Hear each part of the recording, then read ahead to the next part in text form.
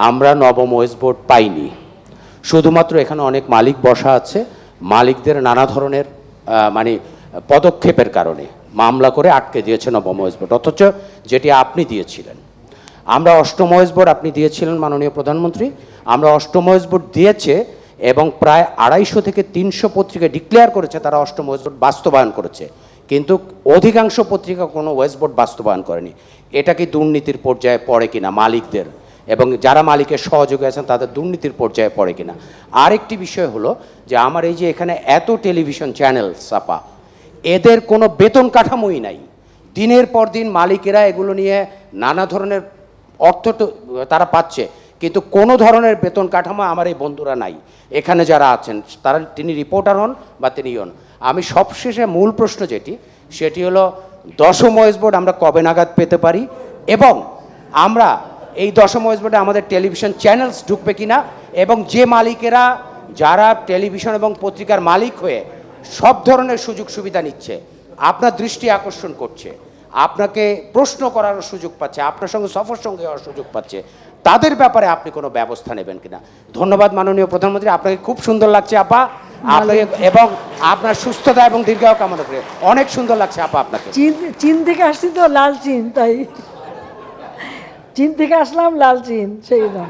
আমি সাংবাদিকদের এই সমস্যা জানি বলে আমরা এই যে স্পেশাল পেনশন স্কিম যে দিয়েছি, আমি মনে করি আমাদের প্রত্যেকটা সাংবাদিক যদি পেনশন স্কিমে এখন থেকে যুক্ত থাকে কাজে, তাহলে কিন্তু একটা অন্তত ভবিষ্যৎ একটা নিশ্চিত হতে পারে। সেটা আপনারা সবাই করলে ভালো হবে।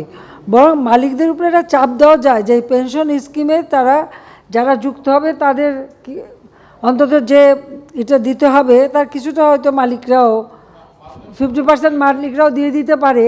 ওই তাহলে যদি দেয় তাহলে হয়তো যে বেতনেই দিক পেনশন স্কিমে যে টাকা জমা রাখতে হবে তার কিছুটা মালিকরাও দিয়ে দিক, তো দিয়ে দিলে তো তখন কিছুটা বাড়লো।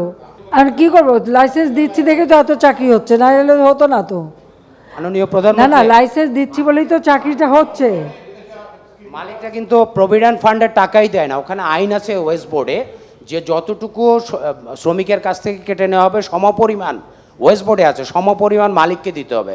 মালিকরা কিন্তু সেটি করেন না, এবং আমাদের সামনে আজকে আমরা বামপন্থীদের একটু যে হয় নাইম ভাই বোধহয় প্রেস সেক্রেটারি বাম দিকে প্রশ্ন করার সুযোগ বেশি পেয়েছি আমরা।